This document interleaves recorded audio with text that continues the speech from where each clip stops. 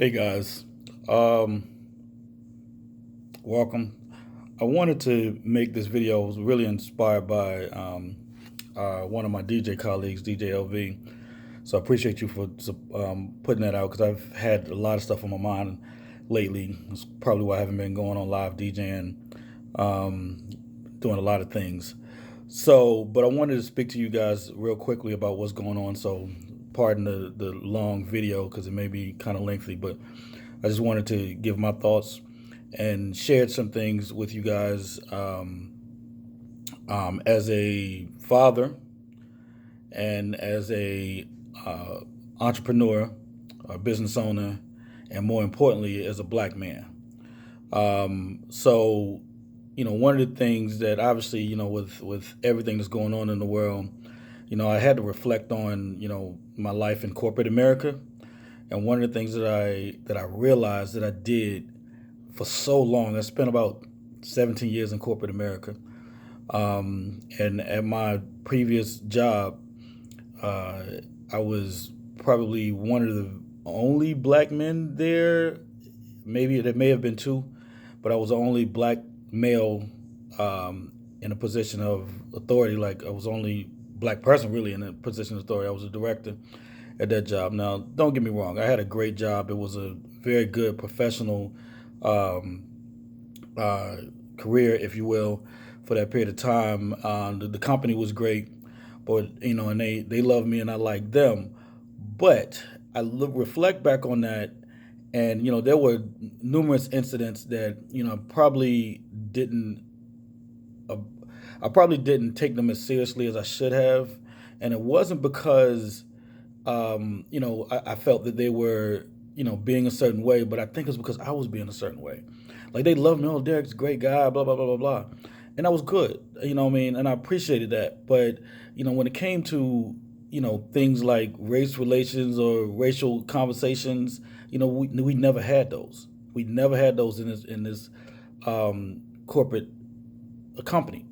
So and I distinctly remember when Barack Obama was elected, the whole company was quiet. Nobody said nothing. Nothing. Nobody said anything when Barack Obama was elected. And sadly enough, neither did I.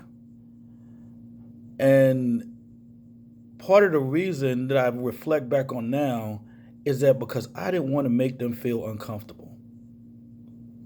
I didn't want to make my white counterparts, my white colleagues feel uncomfortable. But it was bad because I was uncomfortable. I was sacrificing what I believed in and celebrating the accomplishments of, somebody in my race to make the people that are not in my race feel comfortable. So, there was a number of incidents like this, but oddly enough, when Trump became president, everybody had something to say. It was on TV and everything in the office. And that's one of the things that people may not look at it like that's important, that's unimportant, whatever. But I don't think a lot of people realize that we as African Americans, as minorities, Asians, Hispanics, we sacrifice a lot to make the majority feel comfortable, feel safe. And I don't think you guys would ever understand that. Now, don't get me wrong, there are some that are great people. And I'm not saying that I work with a bunch of bad people because I didn't. I mean, I had some great, managers, some great employees, great colleagues, all of that. But I don't think they realize what we sacrifice on a daily basis. I don't come in listening to my music high because I don't want that stigma on me. I don't come in listening to Nas or whatever because I don't want to be the angry black man.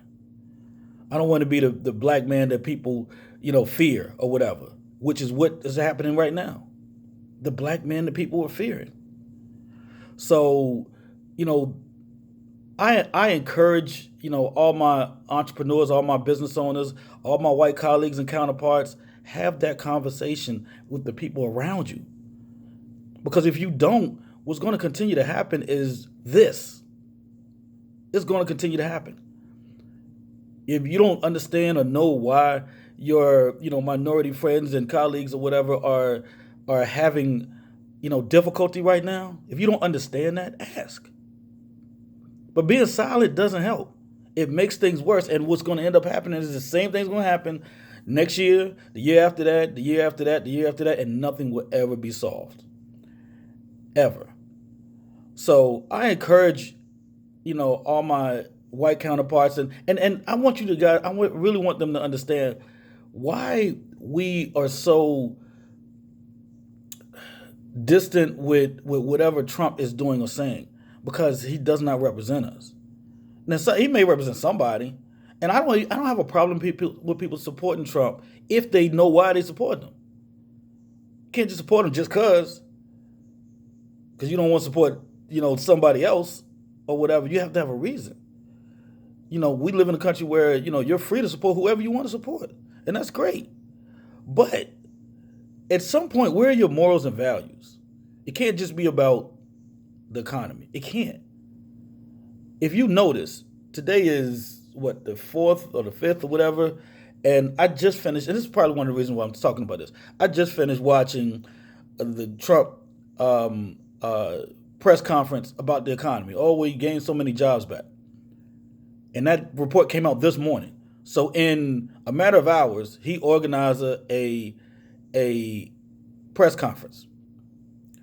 But when George Floyd died by the hands of police officers, and there was 6 days of rioting, he finally said something after 6 days of rioting and destruction. And it wasn't even a consoling thing. It wasn't, hey, I understand. It wasn't that. And y'all know that. So I encourage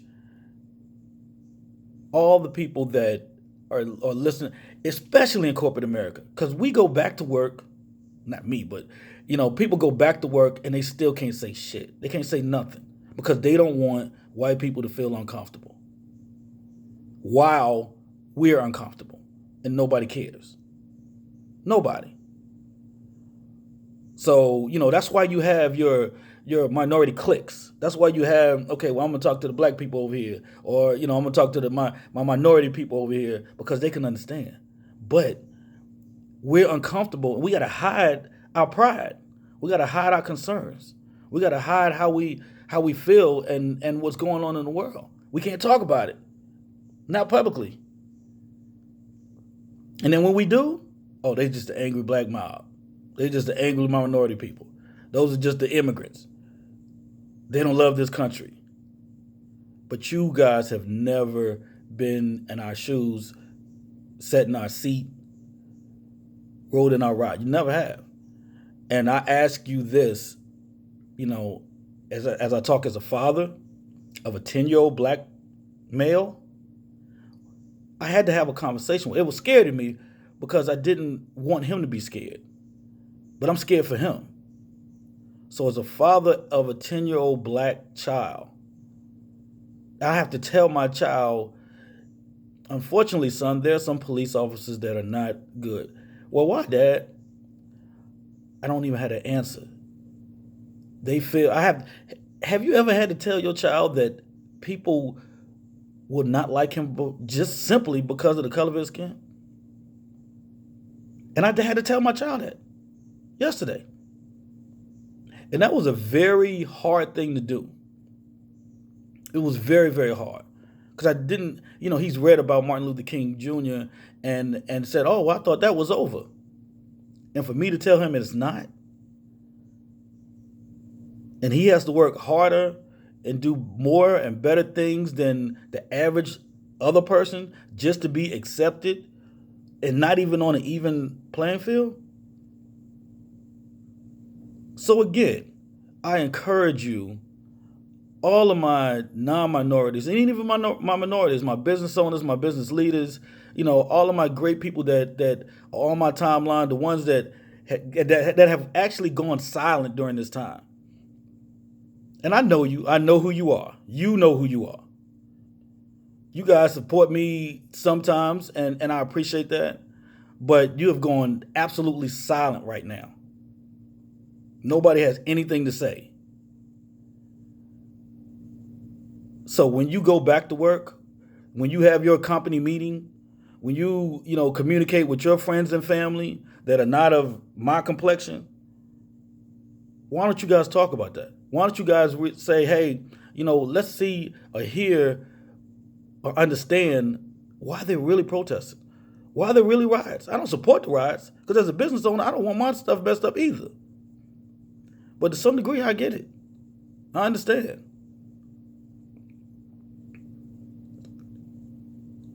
Have that conversation with your child because you're not going to have the same conversation I'm having. You'll never have that same conversation I'm having. Don't go silent on us because you're uncomfortable when we live in uncomfortable. We live in uncomfortability every single day. Every day I went to work. Don't get me wrong. I loved it. I love my job. I thought it was a great job. It was a great company. But I was uncomfortable. And I didn't realize it was uncomfortable because I was trying to make y'all comfortable. And that's a sad reality to it. That's a sad reality to what, millions of black people and Asians and Hispanics and, Africans that go through every single day in this country. We make you guys comfortable while we're being uncomfortable. And we have to fight that fight where you go home and don't worry about it. So as successful as you guys may think I have become or becoming or whatever I'm doing, I still fight the fight that you would never see. I still have to have a conversation with my child that you will never have to have. So I'll leave this right there because again I've been toying with this, trying to be politically correct. I'm a political science, major. I have a degree in political science, so I always are cautious about what I say because I don't want people to think certain things or think a certain way. And one of my guys just posted something yesterday, and he was like, "Look, if you a Trump supporter, I don't want to talk to you anymore. Like, F you, pretty much." I am not gonna go that far and say that, but I should. Because I don't see how you guys can support that type of stuff because your 401k is coming back. You see what I'm saying? Your 401k is coming back, but I still have to live in a world where I'm not as equal to y'all. And I do just as much work. I work just as hard, if not harder, but I'm not equal to you. And I have to tell my child that unfortunately the people perceive him to be that way as well. Have that conversation. Businesses, companies, have that conversation. Don't be afraid to say, okay, how you guys feel about race relations in this company? Are we doing enough? Are we making everybody comfortable? Because what you think you may be doing, you're probably not. And if somebody has that feeling, they're probably not even telling you. And then when they do tell you, you either dismiss it or that's the angry black person. And that's what I feared. That's what I feared in my company that I worked at for 17 years. I didn't want to say shit because I didn't want to be known as the angry black guy. Me being the only black guy there, I didn't want to be the angry black guy. You see what I'm saying? Have that conversation. Business owners, business leaders, white companies, black companies, have that conversation. Don't make the people that are making you comfortable feel uncomfortable. That's one of the things that I deeply regret throughout the time that I was there, and I didn't even know that's what I was doing until now. Thank you guys for listening to this long monologue, if you will.